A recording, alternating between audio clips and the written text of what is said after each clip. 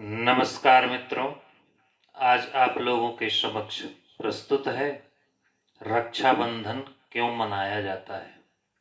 तो चलिए जानते हैं रक्षाबंधन क्यों मनाया जाता है। द्वापर युग में महाभारत का युद्ध समाप्त हो चुका था।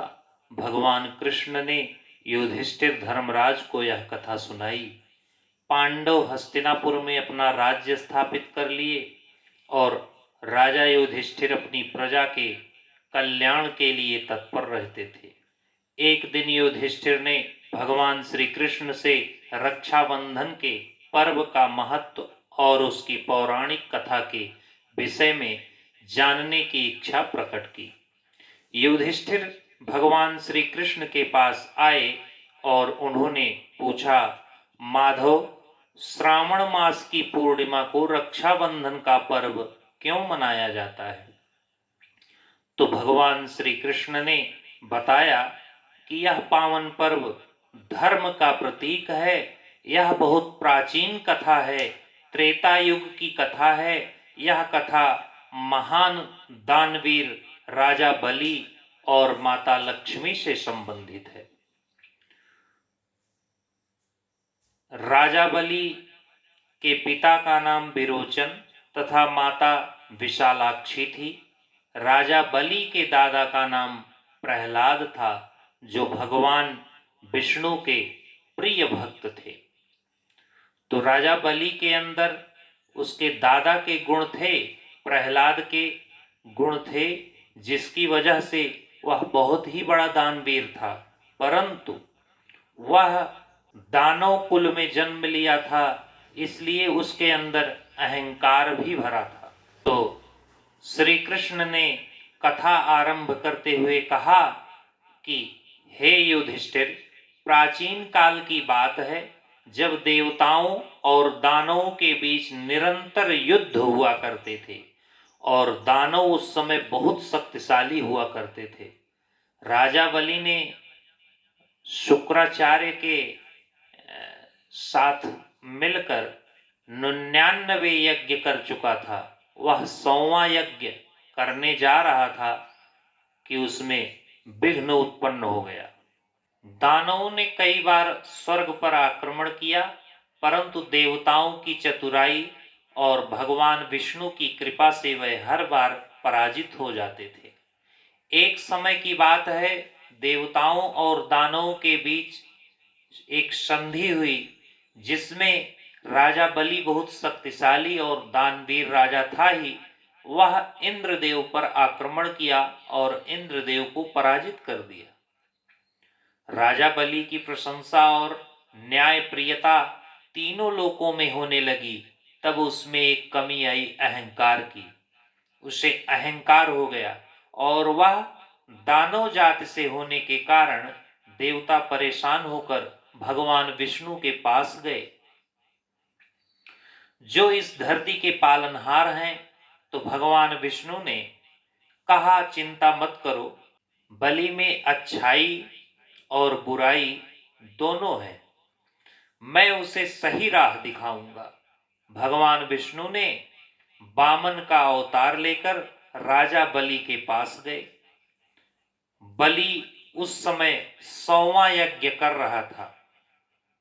वह छोटे से ब्राह्मण के रूप में भगवान विष्णु को बालक का रूप देखकर बलि का हृदय प्रेम से भर गया। राजा बलि बोले, हे ब्राह्मण देव, आपको क्या चाहिए, मांग लो। वामन देव ने मुस्कुराते हुए कहा, राजन, मुझे 3 पग भूमि चाहिए। बलि हंसते हुए बोला, बस इतनी ही? ब्राह्मण देव, आप पूरा राज्य ले लो। ब्राह्मण ने कहा, नहीं राजन, मुझे सिर्फ 3 पग भूमि ही चाहिए। राजा बलि ने दान का संकल्प लिया और भगवान का विराट रूप प्रकट हुआ। भगवान ने पहले पग में पूरी पृथ्वी नाप ली, दूसरे पग में पूरा आकाश नाप लिया। भगवान विष्णु ने राजा बलि से पूछा, राजन, तीसरा पग मैं कहां रखूं? तो बलि समझ गया कि ये कोई साधारण ब्राह्मण नहीं है। राजा बलि ने कहा, प्रभु, तीसरा पग मेरे सिर पर रख दीजिए। भगवान विष्णु ने बलि के सिर पर पैर रखा और राजा बलि को पाताल लोक भेज दिया।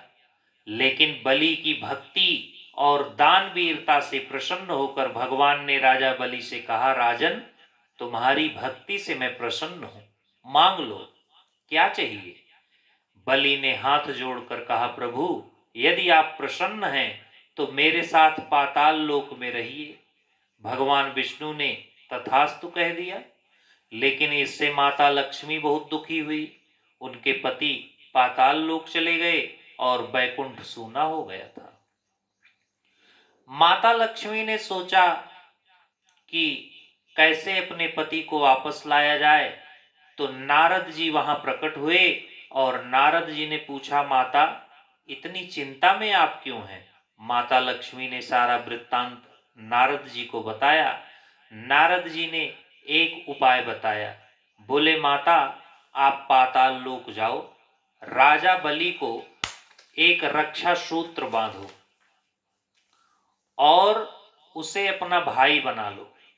राजा बलि बहुत दानवीर है। माता समझ गई। माता लक्ष्मी ने तत्काल एक ब्राह्मणी का रूप धारण किया और वह श्रावण मास का पूर्णिमा की तिथि थी। माता लक्ष्मी राजा बलि के पास जा पहुंची। राजा बलि ब्राह्मणी को देख प्रसन्न हुआ और बोला, माता, आपको क्या चाहिए? माता लक्ष्मी बोली, मैं आपको एक रक्षा सूत्र बांधकर आपको अपना भाई बनाना चाहती हूं, क्योंकि आप बहुत प्रतापी राजा हैं। राजन, आप दानवीर हैं। राजा प्रसन्न हुए। उन्होंने माता लक्ष्मी से रक्षा सूत्र बंधवाया और माता से उन्होंने पुनः बोला कि माता, आपने हमको रक्षा सूत्र बांधा है, अब आप हमारी बहन हो गई, मांगिए वर, क्या चाहिए आपको? तो माता लक्ष्मी अपने वास्तविक रूप में आकर लक्ष्मी का रूप धारण किया और बोली कि मुझे मेरा पति वापस कर दो। राजन, मैं क्षीर सागर में अकेली हूं। राजा बलि ने कहा, माता, आपने मुझे अपना भाई बनाया है और भाई का पहला कर्तव्य है अपने बहनों की रक्षा करना। राजा बलि ने भगवान विष्णु को माता लक्ष्मी को वापस कर दिया और उस समय से यह पवित्र रिश्ते का सम्मान चला आ रहा है। राजा बलि ने यह सिखाया कि राखी का बंधन सबसे पवित्र रिश्ता है। भाई बहन का तब से रक्षाबंधन चला आ रहा है, इससे पवित्र रिश्ता और कोई है नहीं इस संसार में। अब आगे बढ़ते हैं तो द्वापर युग, हस्तिनापुर, द्रौपदी की कहानी है। हस्तिनापुर के राजसभा में शिशुपाल का वध हो चुका था और भगवान श्री कृष्ण ने अपने सुदर्शन चक्र से शिशुपाल का वध कर दिया। और जब सुदर्शन चक्र वापस कृष्ण के पास लौटा, श्री कृष्ण भगवान की उंगली में गहरा घाव हो गया, तो द्रौपदी ने अपनी साड़ी के आंचल से कपड़ा फाड़कर श्री कृष्ण की अंगुली में बांध दिया। वह सिर्फ एक आंचल का टुकड़ा नहीं था, वह द्रौपदी के प्रेम का धागा था, जिस पर श्री कृष्ण ने द्रौपदी को वचन दिया, सखी, जिस दिन तुम्हें हमारी जरूरत पड़ेगी, जब तुम संकट में होगी, तब मैं एक एक धागे की कीमत चुकाऊंगा। दुर्योधन के भरी सभा में द्रौपदी का चीरहरण हुआ और उस बंधन की लाज रखी केशव ने। जब द्रौपदी ने भगवान कृष्ण को पुकारा तो भगवान कृष्ण उस बंधन की लाज रखी। केशव ने साड़ी खींचते खींचते दुशासन थक गया, पर साड़ी खत्म नहीं हुई। ये है उस रक्षाबंधन की शक्ति। इसके पश्चात सतयुग का आदिकाल की बात करें तो उस समय आसुरी शक्ति बहुत बढ़ गई थी। एक दिन इंद्रदेव, जो कि तीनों लोकों के स्वामी थे, वह थके हारे अपने इंद्रासन की तरफ वापस आ रहे थे। तो इंद्राणी ने, सची देवी माता ने उन्हें इस दशा में देखा, तो माता ने, इंद्रदेव के चेहरे पर हार का भाव था, आंखों में निराशा थी। माता इंद्राणी का हृदय दुख से भर गया। वो जानती थी कि उनके पति केवल स्वर्ग के राजा नहीं हैं, बल्कि पूरे ब्रह्मांड के संतुलन के रक्षक हैं। उन्होंने अपने पति के पास जाकर कहा, हे देवराज, आप इतने दुखी ना हो। माता इंद्राणी ने मुस्कुराते हुए कहा, हे प्रिय, शक्ति केवल शस्त्रों में ही नहीं होती, सबसे बड़ी शक्ति होती है प्रेम की, विश्वास की और रक्षा के संकल्प की। कहते हुए माता अपनी साड़ी से एक सुंदर धागा निकाला। वह रेशम की तरह धागा चमक रहा था और उस धागे को अभिमंत्रित कर, ओम विष्णोर्वे रक्षके सर्वभूतानाम, ऐसा कहते हुए उस धागा को भगवान इंद्र की कलाई पर बांध दिया और मंत्र से अभिमंत्रित कर दिया। जैसे ही वह धागा बांधा, पूरा देवलोक चमक उठा। माता इंद्राणी ने कहा, हे देवराज, ये है मेरे प्रेम का बंधन, मेरी श्रद्धा का प्रतीक और आपकी सुरक्षा का कवच। जब तक ये आपकी कलाई पर है, कोई शक्ति आपको हरा नहीं सकती।